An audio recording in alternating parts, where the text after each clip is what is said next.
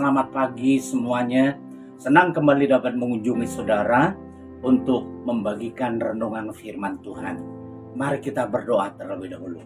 Bapa di sorga, Allah Abraham, Ishak dan Yakub, Tuhan kami yang kami kasihi, dalam Yesus Kristus Sang Juru Selamat, pada saat ini kami bersyukur kembali di hadirat-Mu. Kami akan belajar firman-Mu. Kami mohon bimbingan dan pengurapan kuasa-Mu. Dalam nama Tuhan Yesus kami berdoa. Amin. Saudara seiman yang dikasihi Tuhan, di kesempatan berbahagia kali ini saya ingin membagikan renungan firman Tuhan dengan tema 3 pilar dalam kehidupan rohani kita, atau 3 kekuatan kehidupan rohani yang saudara dan saya harus bangun dalam diri kita. Hal ini berdasarkan ayat Nas yang sangat terkenal. Kita buka bersama dalam 1 Korintus 13 ayat 13. Sebelumnya izinkan saya membacakan ayat ini. Demikianlah tinggal ketiga hal ini, yaitu iman, pengharapan, dan kasih. Dan yang paling besar di antaranya ialah kasih. Paulus menegaskan kepada semua umat percaya, termasuk saudara dan saya, melalui suratnya pada jemaat di Korintus ini, 3 hal yang harus ada dalam hidup kita orang percaya, yaitu iman, pengharapan, dan kasih. Yang lebih besar di antara ketiganya adalah kasih. Kita mulai dari kasih terlebih dahulu. Kasih merupakan kekuatan dalam hidup rohani kita. Karena memang kekristenan pun lahir dari kasih. Karena begitu besar kasih Allah akan dunia ini, sehingga Ia karuniakan anak tunggal supaya setiap orang percaya padanya tidak binasa, melainkan beroleh hidup yang kekal. Tuhan mengasihi kita, menghendaki kita juga mengasihi Dia.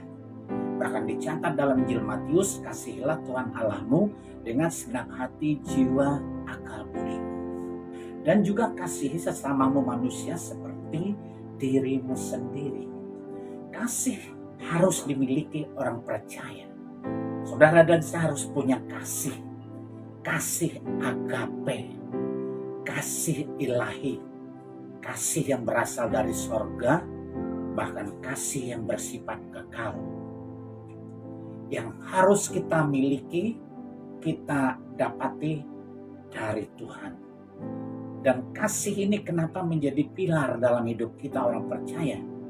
Karena kasih ini kekuatan kita untuk menolak dosa dan kejahatan. Ingat, tercatat di dalam 1 Petrus 4 ayat 8 bahwa kasih menutupi banyak sekali dosa. Bagaimana cara kasih menutupi dosa? Dapat kita lihat kembali dalam 1 Korintus 13 tadi.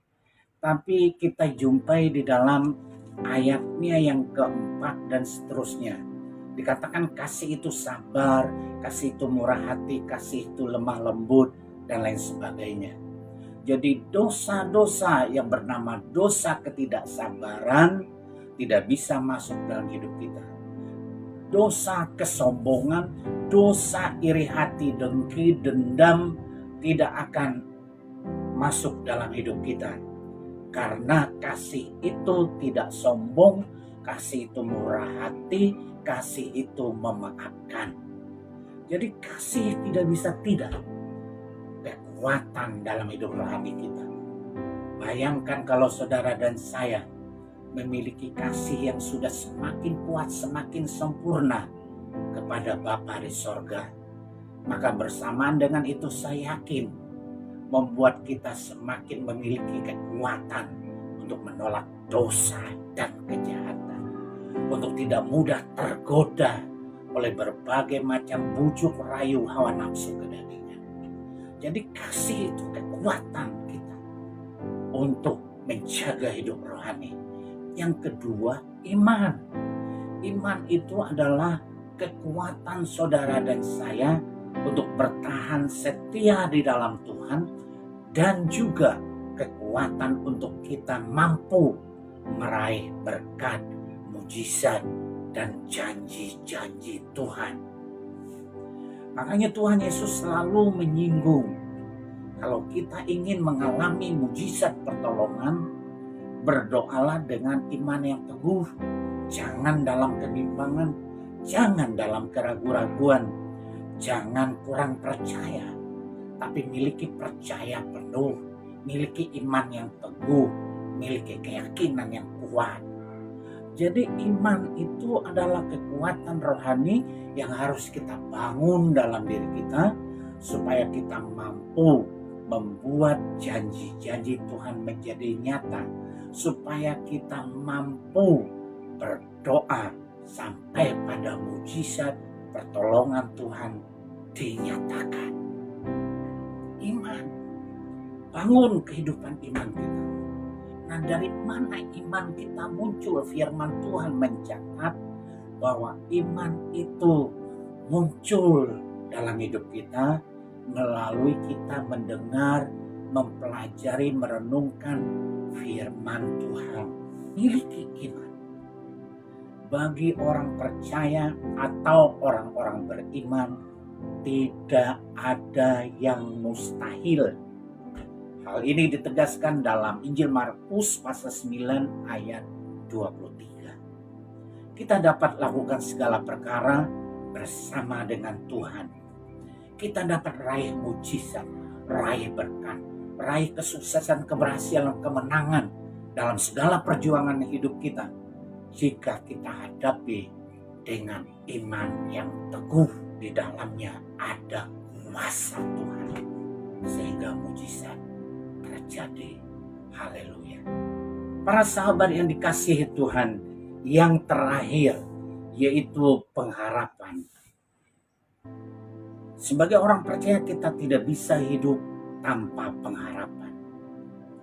Karena kita diperhadapkan dengan janji-janji dan jaminan-jaminan Tuhan. Karena itu kita harus memiliki pengharapan yang teguh, pengharapan yang kuat. Pengharapan itu adalah kekuatan untuk saudara dan saya menanti janji-janji pertolongan Tuhan. Bahkan ada ayat firman Tuhan menegaskan pengharapan itu bagaikan sauh yang kuat melabuhkan sebuah kapal. Coba saudara dan saya perhatikan kapal-kapal raksasa itu, jangkarnya tidaklah sebanding dengan besarnya kapal. Hanya sekian 0%-nya. Tapi perhatikan jangkar itu mampu melabuhkan kapal dan membuat kapal itu berdiam. Nah, inilah gambaran pengharapan kita adalah kekuatan kita untuk bertahan, tetap tenang, menanti, menunggu waktu pertolongan Tuhan terjadi dalam hidup saudara dan saya. Bahkan bukan hanya itu saja, tapi pengharapan juga kekuatan kita menanti janji keselamatan, janji kerajaan sorga yang Tuhan sudah jamin semuanya tercatat dalam Alkitab. Jadi sebagai orang percaya, mustahil kita orang percaya tidak hidup dalam pengharapan. Karena kita hidup diperhadapkan dengan janji Tuhan dan jaminan Tuhan. Kita hidup juga diperhadapkan dengan masalah persoalan kita yang menuntut kita mengandalkan Tuhan sepenuhnya. Nah, ini perlu pengharapan. Doa-doa dalam pengharapan yang kuat, konsisten, akan terus bertekun sampai tiba waktunya pertolongan Tuhan dinyatakan. Haleluya. Pada akhirnya para sahabat yang dikasihi Tuhan, mari ketiga hal ini tadi bangun dalam diri kita. Yang pertama kasih, yang kedua iman, yang ketiga pengharapan. Maka kita memiliki kekuatan rohani dalam hidup saudara dan saya untuk memampukan kita hidup berkemenangan, hidup dalam berkat, hidup dalam janji-janji Tuhan. Bahkan kehidupan kita diwarnai berkat mujizat pertolongan Tuhan. Dan kita juga punya keyakinan bahwa nama kita tercatat dalam kitab kehidupan di surga. Haleluya. Demikianlah firman Tuhan ini. Kita akan berjumpa kembali di renungan selanjutnya. Tetap semangat, salam sehat. Tuhan Yesus memberkati.